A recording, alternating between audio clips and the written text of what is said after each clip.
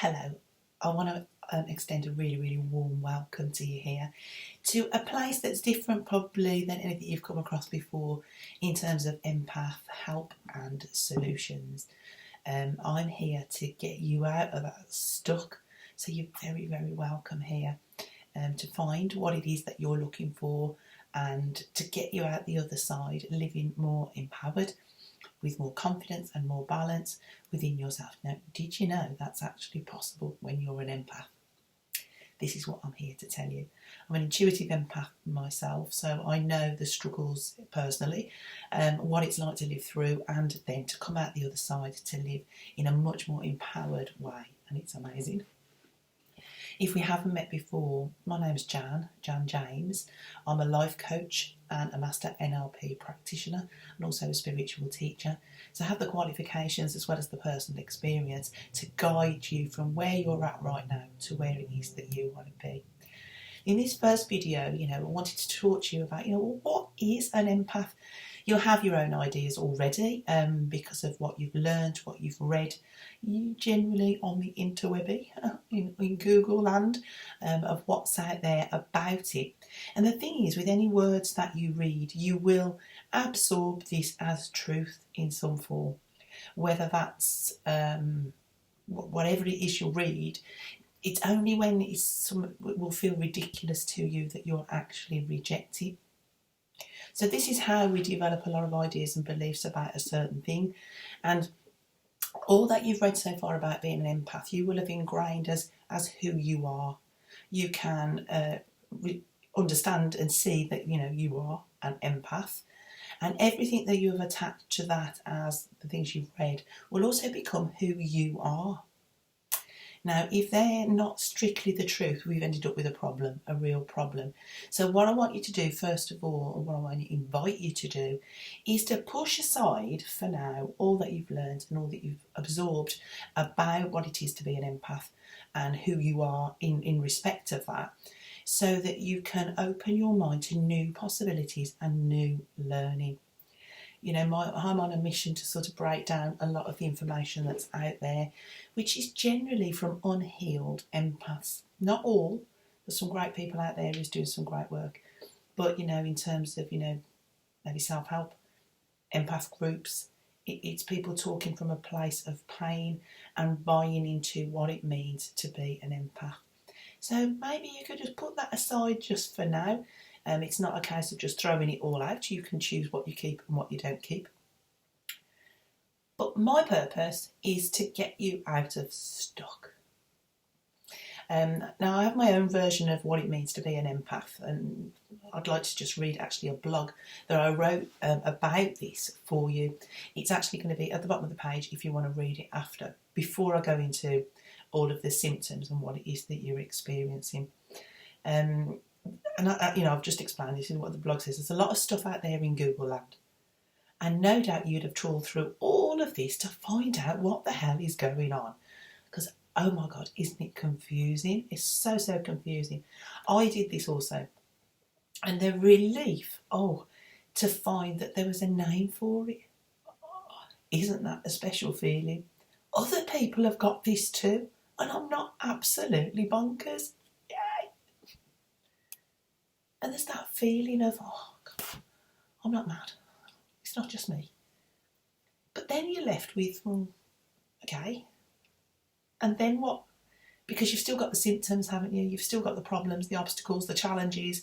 And what do you do with this? As I say, I'm going to go into a little bit about symptoms in a short while. But, my version of being an empath is a light being yet to realise their superpowers. Unless they've realised a superpower, and that then redefines empath. But where you're at right now, you could be someone in the grip of what appears and very much feels like a curse. It feels that way. I get it. Bear with me. You're a sensitive soul. Things affect you in a big way. Can you relate? You care a lot, and other people's pain and troubles really bother you. You're not too good at self-care, and more often than not, you won't think a lot of yourself. you're a bit low on the list of priorities. You'll also be fascinated by all things deep, loving to think about why you are the way you are and why other people do what they do. You're so spiritual and you want to know about the afterlife, your soul, why you're here, and how do you raise your consciousness. Materialism generally won't be your thing, but close connections are. Being able to relate well to others is important to you. You value and love, like really love, honesty and integrity, and you just hate lies. You'll be totally perplexed as to why others don't think and feel like you do, and you'll not want to accept this because it's just an awful thought. You may well have had a difficult childhood, been unheard, misunderstood. Your caregivers may well not have demonstrated their emotions or provided understanding of yours, and you will have missed out on the nurturing that you needed, that emotional safety blanket. The lack of safety and support around your emotions has caused you to question yourself, often to the point of thinking that your emotions are just wrong, they shouldn't be as they are. The emotional chaos you experience is then overwhelming, confusing and painful. You won't know why this happens and you try to analyse your way out of it, so much so to the point of brain explosion. Brain splatter on the ceiling, never good. Those questions that run through your head in terms of energy, is this feeling yours? Is it someone else's? Whichever it is, you have no idea how to release it, to feel some semblance of normal, although normal is not something you achieve very often. You're tired, unmotivated, overwhelmed, and at times constantly exhausted by a struggle just to gain some peace.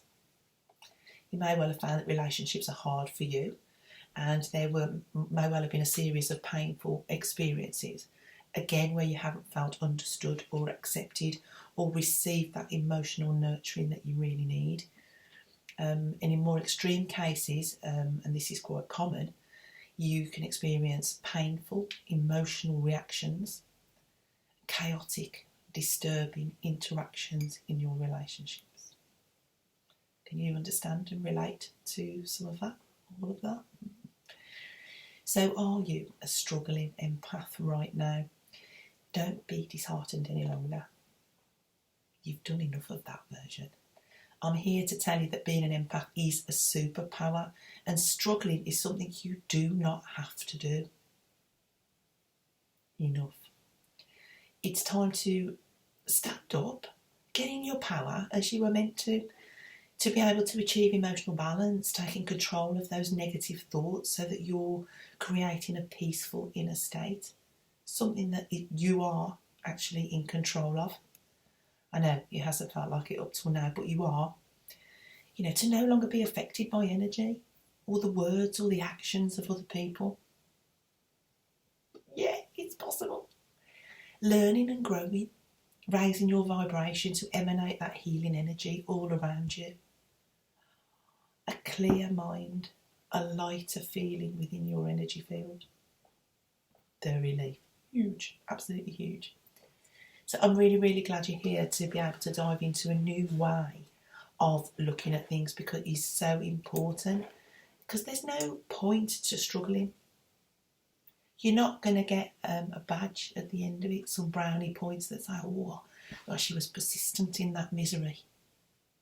The brain and a belief system can have you believing that there's some point to the struggle, that if you just work through it, if you improve yourself and if you better yourself, then something will happen. But when you break that down, it's like, well, what's going to happen? All you're going to do is keep regenerating the pain and regenerating the pain, and that is something you do not have to be suffering with any longer. So generally, and when we know, empaths are highly sensitive to all things around. Now you may think, well, being an empath and you're sensitive, therefore that's it. I've got to suffer this this is just what I've got to absorb and go through the rest of my life. No. Your power of response, internal response of whatever is out there, whether that's other people, energy, or anything else that's going on out there, the power to be and choose how you feel about that is in your hands. You're not at the mercy of this stuff like you've been led to believe so far. Empaths are naturally giving, spiritually open, and good listeners. They've got a lot of heart. Empaths are nurturers. And it is this tendency to be this which will allow you to open up too much and not have clear, firm boundaries that enables you to keep your space and somebody else to keep their space. The creation of that energetic boundary comes from internal shifts, the way you view things, the way you view yourself. I can help you with all of this. You're never going to be left on your own. You can work with me one-to-one. There's advice on the website. There's blogs, there's articles, there's videos. There's programs you can get involved with. So don't worry, I'm not going to sort of say, well, this is just what you've got to do. That's not that easy to do on your own. Trust me, I tried. I wouldn't recommend it. It's really something that you need assistance to move through. But this is about your possibility for living in a much more peaceful way. There is a lie going out in there on the internet and I'll call it empath land. There is a lie, which is that empaths absorb other people's emotions. Now you're probably going to think, oh, yes they do, yes I do. It's a choice. It is not true to state that empaths absorb other people's emotions. An unhealed empath will tend to do that, but it is not a statement that's correct. I'm an empath. I do not absorb other people's emotions. I can be aware of them. This is the fun bit. But does it affect me? No, not anymore. It used to, big time. So the actual statement, if you're an empath and this is what's going to happen to you, you will absorb other people's emotions because you are an empath, will leave you totally stuck and powerless.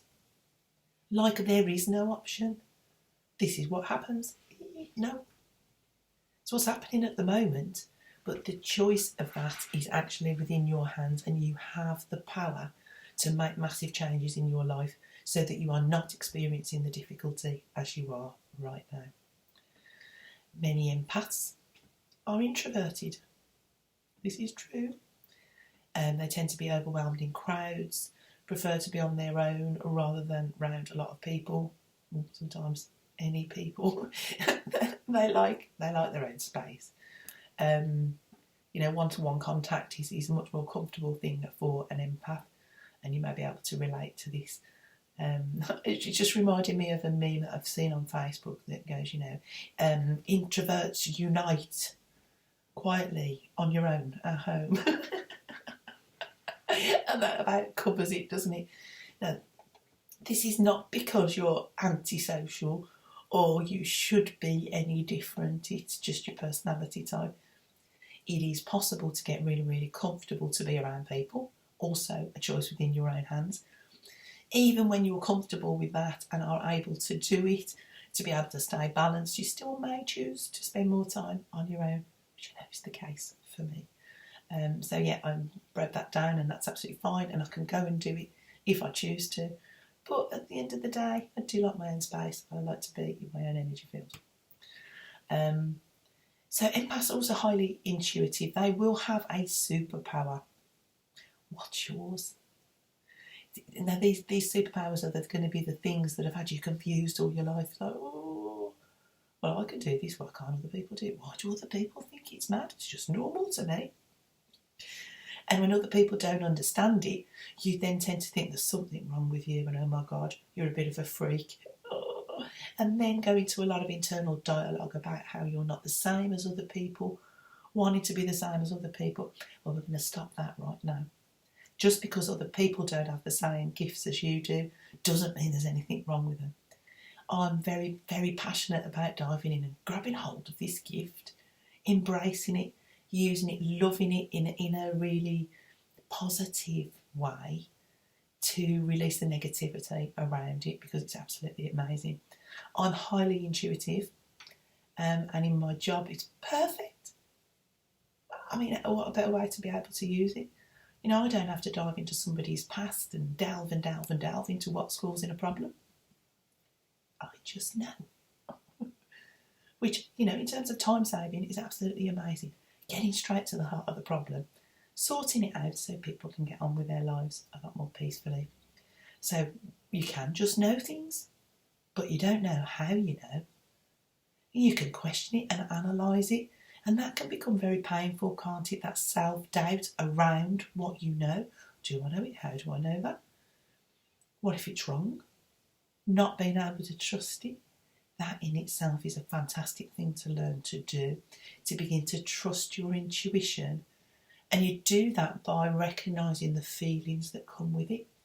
And you start to understand, oh, I just know. I'm not going to analyse it. The tendency is to jump into your head, isn't it? To question it and find out, you know, why am I thinking this, and what if I'm wrong? What if it's this? What if it's that? Trusting that feeling that goes, well, actually, I just know. I don't know how I know, but I know. And that's wonderful when you actually learn to trust it and not question it and analyse it and drive yourself mad. It could be that, you know, you're psychic. It could be that you hear spirit, you see spirit. You can read other people's energy, other people.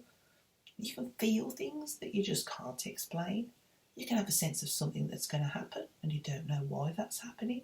And in all of this can be very overwhelming in a society that's not happening, when it's not happening to everybody.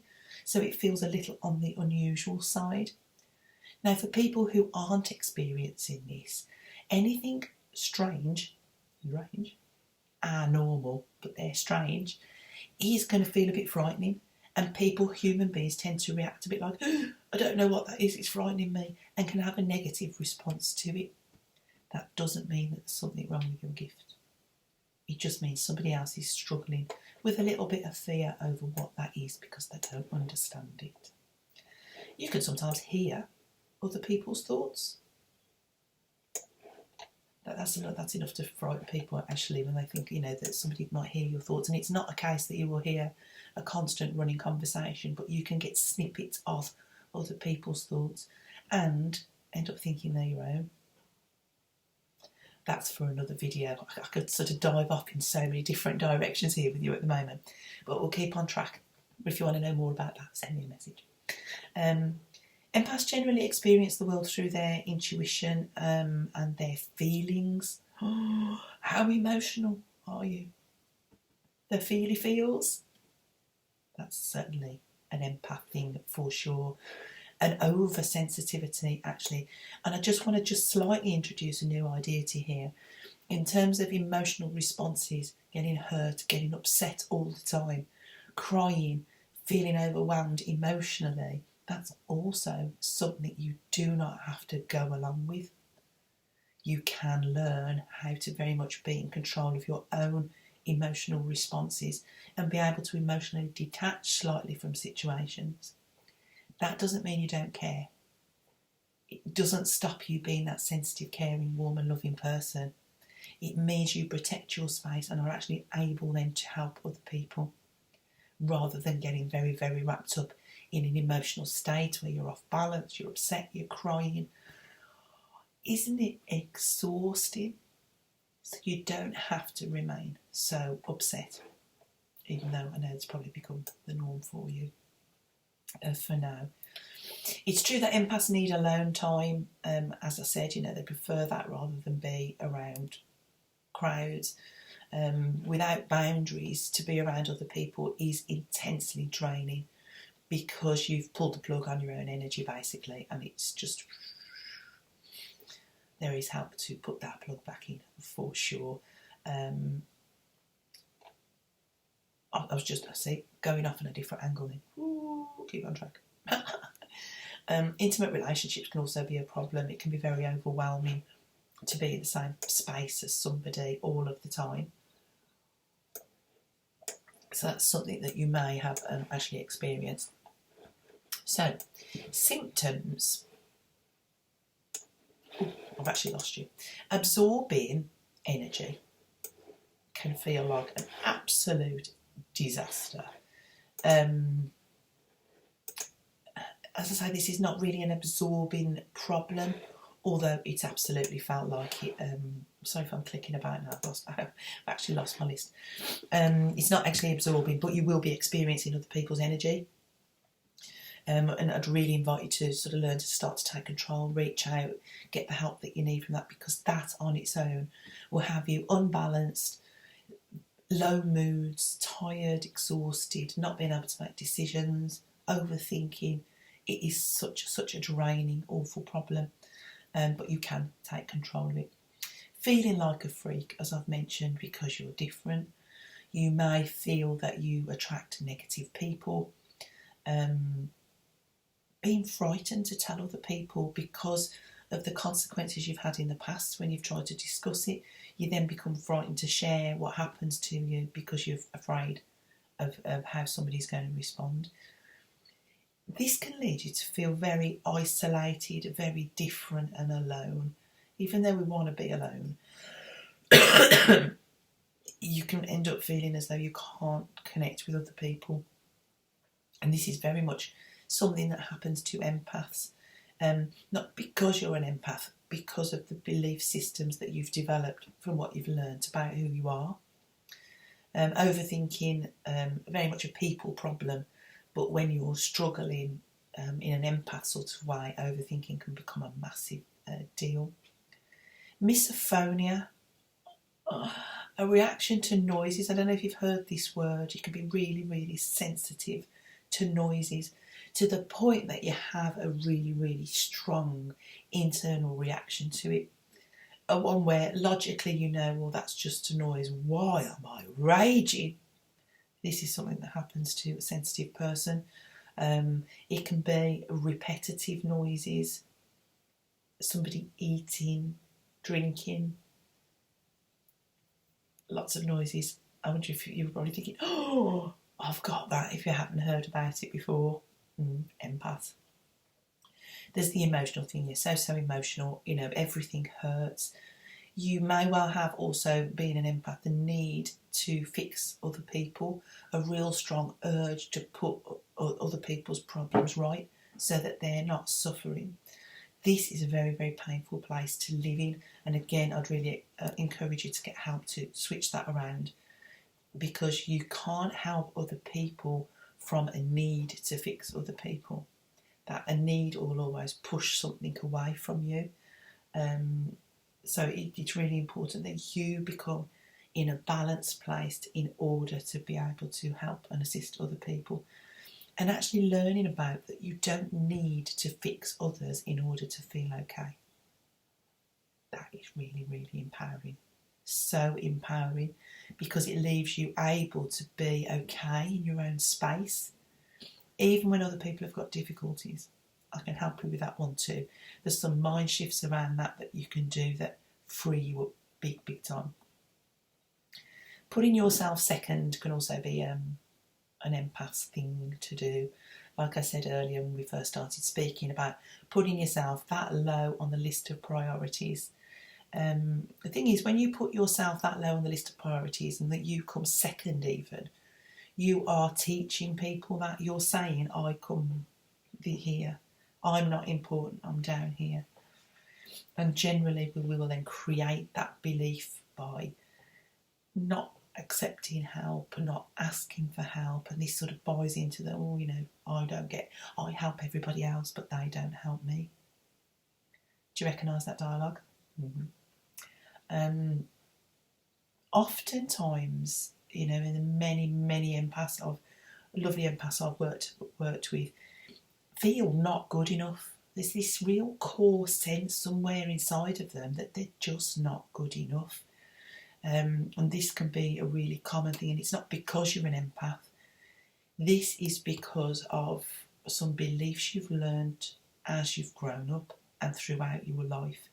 It's an internal belief pattern that has you stuck in this really, really painful need to be better, to fix yourself, that you're broken in some way, that you're not good enough, that people don't accept you. Can you recognise it's a very, very painful one to live with? But again, not something you have to continue with. You may feel like you've had this for your whole life, this sense of I'm not enough, but that doesn't mean that it's difficult to change. So get in touch if that's something you really, really want to sort out. Because of the difficulties you've experienced about being different, having a superpower that other people don't understand, you may well have put barriers up for protection. This, unfortunately, although set up with a positive intention, can have the effect of pushing people away, creating experiences you don't want. This is where you get confused and it's like, why does this keep happening to me? You won't understand it because it's an unconscious process. It's happening out of view, and it's something you may need, again, help to get out of. With all of this difficult... I won't repeat what I just said. With all of those difficulties, is what I actually meant, you're going to experience a lot of negativity, a lot of negative thoughts, because it's all painful to deal with, isn't it? You're living in this constant confusion. It creates negativity, negative thoughts, low mood, struggling, anxiety, bordering on depression even, stress, because you're ungrounded. You're totally ungrounded and living in something that's not your natural state. It's become normal. It feels like it's just who you are. This is just the way it is. You do not have to move forward in the same way that with what you've had. Things need to change. There needs to be some new learning, some new understandings, almost a willingness to take responsibility for what's going on in your own world, rather than this is all happening to me out there, I'm helpless and it's all external and it's happening to me. I'm going to leave you with this mind shift, which is absolutely massive actually, that yes, all this stuff's happening out there, but what if you are in control of your world and how you respond, how you feel, how you think about something? You're in control of your own feelings. Can you imagine that? Even the way you think about something and the way you respond. How amazing would that be for you? This is one of the biggest learnings you can make. It's about taking responsibility for your inner world. No, we can't change. We can't change all that stuff. We can't change the things we don't like. People behaving the way they behave and we don't like it. We can't change that. But you can be in control of your own world, your own emotions, your own thoughts, your own energy. This is what I would help you to achieve. So, taking responsibility for yourself. What if you could? What if you could make these changes to be living in a whole different way? Is what I want to leave you with on this first video. Because once you open up to the, oh, it's down to me, maybe I could, that will enable you then to move forward. When you think it's all just happening to you, you're helpless, you're out of control, then you won't be able to actually step forward to do something about it. Any thoughts that you have after watching this video, or you want to let me have some feedback or questions, you're very, very welcome to contact me through the website. I'm always really, really happy to hear from you, and any questions you have. You won't be bothering me, so don't think that you'll be bothering me. And I hope you found this really, really useful, and you can move on to the next videos on the page if you like, and move to the articles, contact me, whatever you want to do, whatever feels right about where you want to move to next. Go with your gut feeling. So I will speak to you in the next video. So bye for now.